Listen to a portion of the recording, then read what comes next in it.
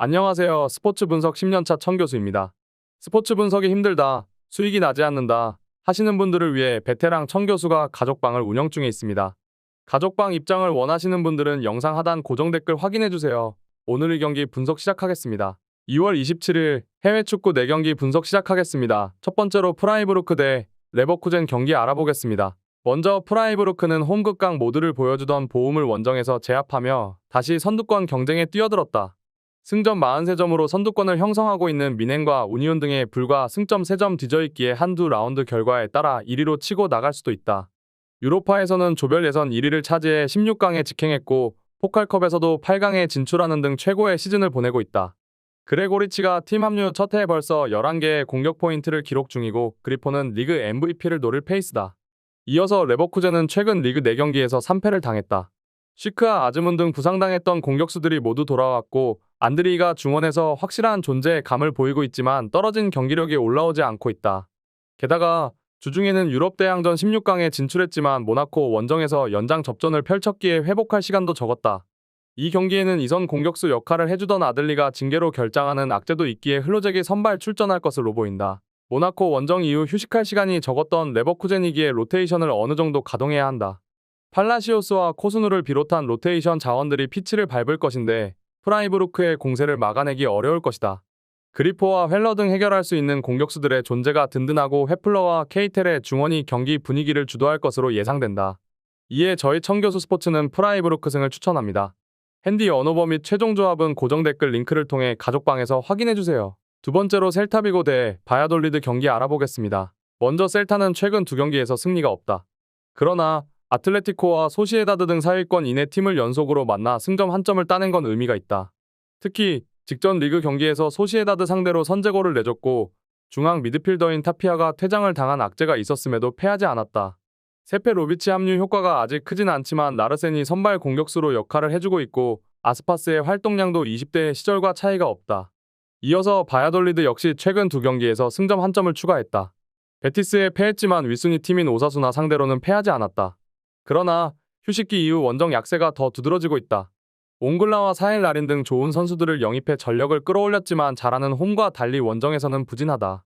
이 경기는 승점 추가를 위해 수비 라인을 두텁게 하고 나설 것이다. 셀타비고는 아틀레티코에 패하긴 했지만 휴식기 이후 경기력은 확실하게 올라왔다.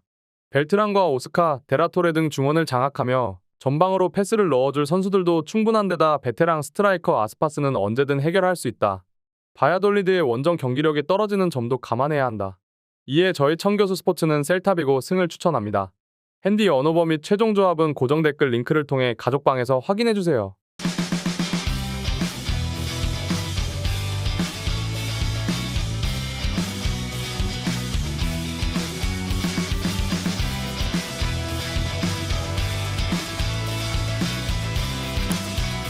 세 번째로 아인트호벤 대 트벤테 경기 알아보겠습니다. 먼저 호벤은 주중에 세비야와 유럽 대항전 플레이오프를 치렀다.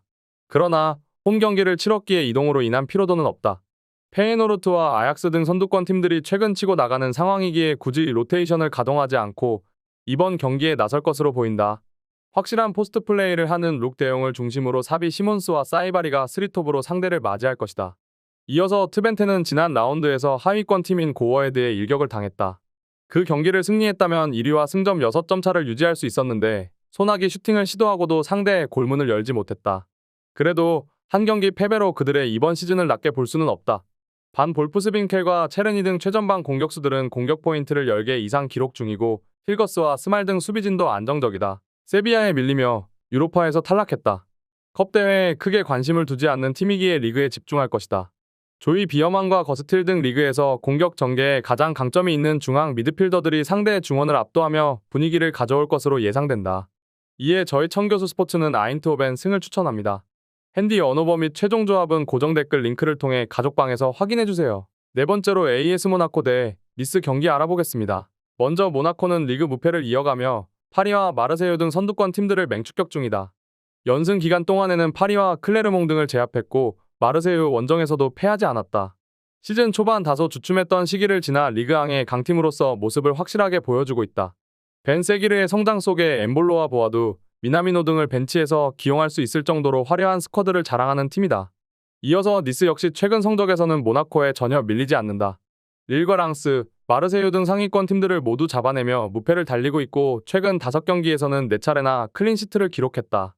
토디보아 단체, 로톤바 등이 나서는 백포가 워낙 탄탄한데 맨마킹과 협력 수비, 클리어링 등 모든 부분에서 휴식기 이후 리그앙 최고를 자랑하고 있다. 모나코가 폭발적인 화력을 앞세워 상대를 잡아내는 팀이지만 보우다오이와 올리언 등의 중원 지원 속에 막강한 수비 라인을 가동할 니스를 쉽게 공략하긴 어렵다. 이적 시장 마감일에 데려온 모피를 비롯해 디우프와 브라이미 등 역습에 능한 니스 공격진을 견제하기 위해 모나코도 수비를 소홀히 할 수 없기에 한쪽으로 기울지 않을 것으로 예상된다. 오늘 경기 핸디 언오버 및 최종 조합 픽은 아래 고정 댓글 링크를 통해 오시면 가족방에서 무료로 공개합니다.